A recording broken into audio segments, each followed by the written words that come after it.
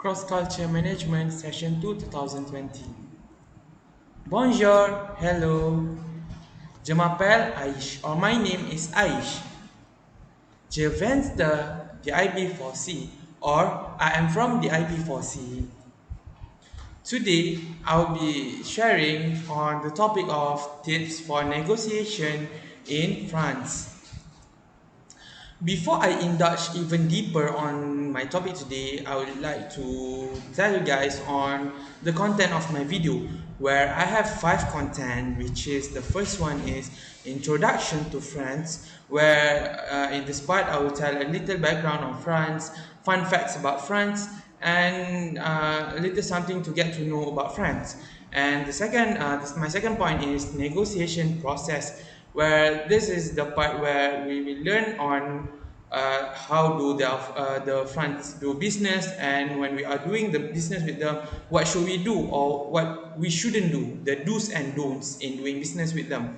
Next is the bargaining behavior. In this part, we would know on the behavior of the Frenchman when doing business, like how do they engage with us and how do they do business with us. And the fourth one is decision making. In this part, I will tell a little bit about their decision making when they are doing when they are concluding, when they are making decision. Do they take long time to make decision, or they make decision on the spot, or do they analyze things and don't take things for granted.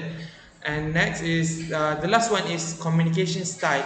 In this part, I will tell you guys on how do we communicate with the French, to not uh, to not make them feel angry with us, and to communicate with them with full courtesy. Okay, for the first part, let's get to know on France. Okay, a little facts about France is that it's the largest country in the European Union, and as you all are well aware, the European Union consists of many countries in the West, such as Poland, Germany, Sweden, and France is the biggest country out of all of that, with a total area of 551,695 square kilometers. And France is also sometimes called the hexagon. As you can see in the slide, called the hexagon due to its six-sided shape, like in the picture, like in this picture. Okay. The next fact is France is the world's most popular tourist destination. This because France is well known for its tourist destinations, like the Eiffel Tower. Like you can see in the background, there is an Eiffel Tower, Arc de Triomphe. Uh, that's one of the best destination in France. And Paris, which is the capital city of France, is the third most visited city in the world. And in 2018 alone, 89.3 million people visited France, and this is a very large number. Okay, next, the Frenchman invented tin cans, the hair dryer, and the hot air balloon. And you guys might know about this, but the hot air balloon is one of the biggest attraction in France, and many people tend to go to France because of their hot air balloon attraction. And every year they have this hot air balloon event. Okay, next, France has the highest mountain in the French Alps, which is called Mont Blanc. It is the highest mountain in the Europe. And next, one of France's best destination is the Louvre, which is a museum where it is the most visited museum in the world. And this because they have many paintings, many art from famous artists. For example, one of the biggest, or I can safely say that it is the most famous painting, which is the Mona Lisa from Leonardo da Vinci. It is located in the Louvre. Okay, moving on to the second part, which is the negotiation process. Okay, when we are doing business with the Frenchman, we should never. The first one is we should never interrupt them when they are talking, and we should know when to listen. This is because when they are talking and we interrupt them, this act is considered as something that is very rude, and for them it's like an act that disrespect them.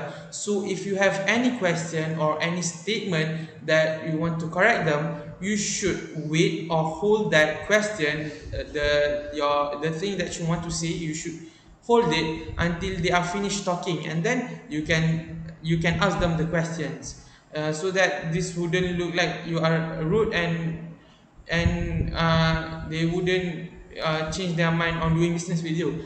And next, you should always address them with monsieur or madame.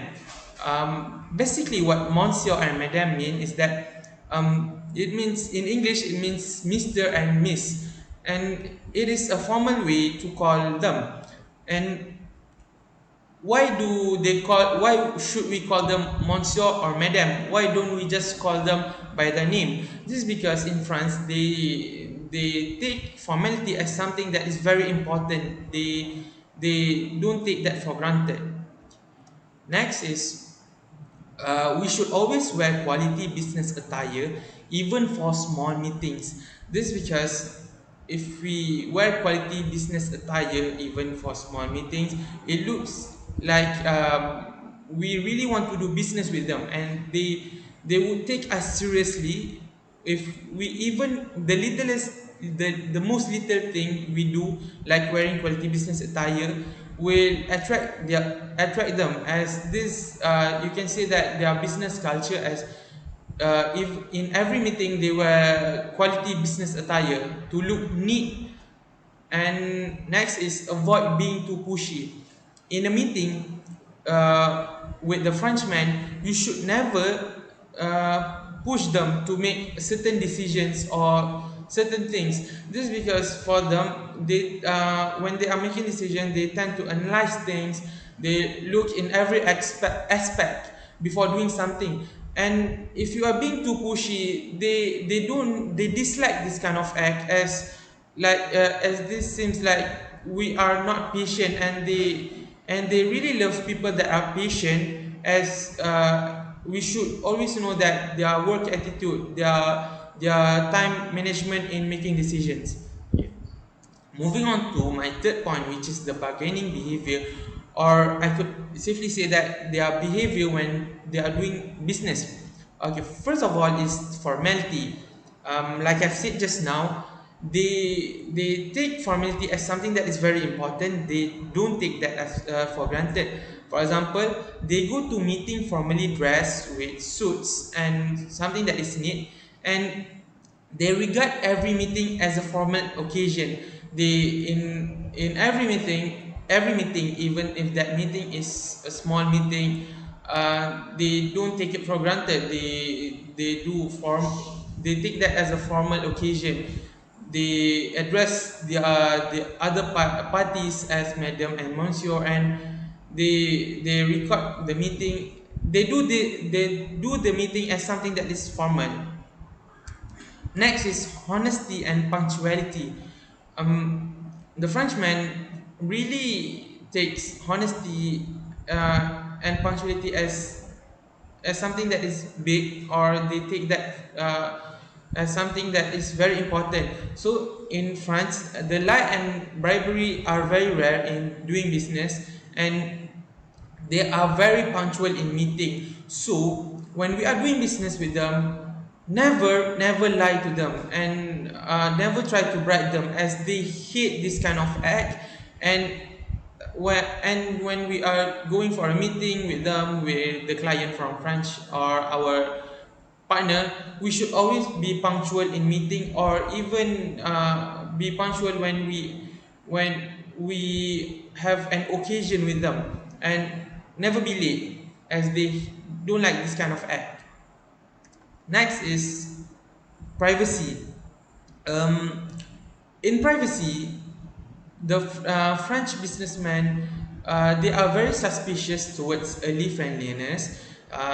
This is because they take time to make friends, and if we get to know them, if we just know them, uh, we should we shouldn't like want to be friend with them immediately. We need to take time to build relationship with them, to gain their trust, and so that they would feel comfortable with us, and they dislike the first name as this something that is seen as something, the act of something rude, and they dislike disclosure of personal or family information.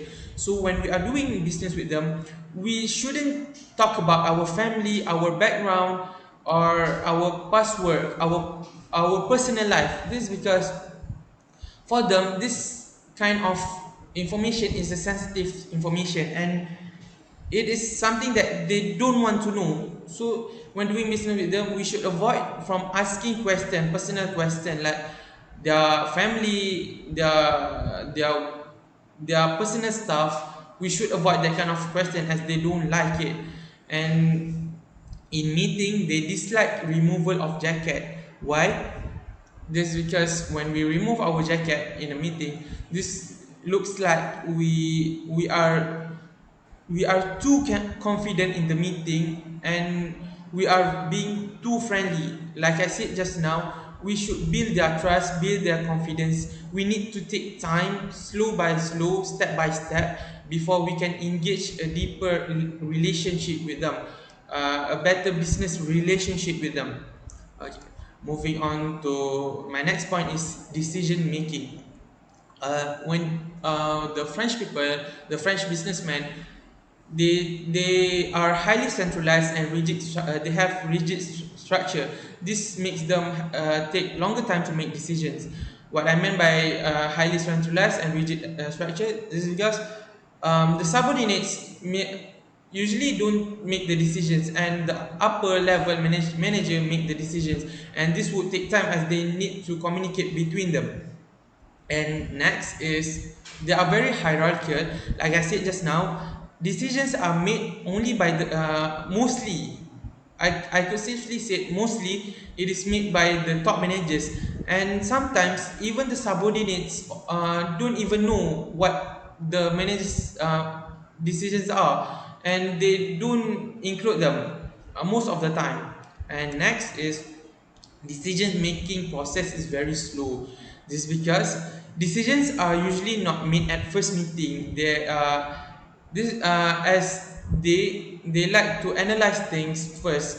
Usually in the first meeting, we would talk about our points, and they would take time to analyze that, to check the risk, all the possible variables before they can make decisions. So decisions are not made in the first meeting. So, and that's why they like people that are patience, have high patience.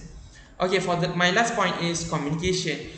What are the do's and don'ts when communicating with French people? Okay, the first one is when communicating with them, we should communicate formally. Use address madam or monsieur. And next is we should consider language, gesture, and expression as to avoid from having misunderstanding. And next, if you're not fluent with French, it's better for you to speak in English. This is because for them, we should use English as they would understand better rather than our broken French, and to avoid from misleading information, and to pass information, the 100% authentic information. Okay, next is you should also communicate directly, because Frenchmen have high degree of individualism, and they don't like to waste time. So that in a meeting we should go straight to the point, go straight forward, as they have high level of individualism. Go straight to the point. And last is focus on non-verbal communication. We should give direct eye contact and give a firm handshake. This shows that we are very confident on what we are doing on when doing business. That's all from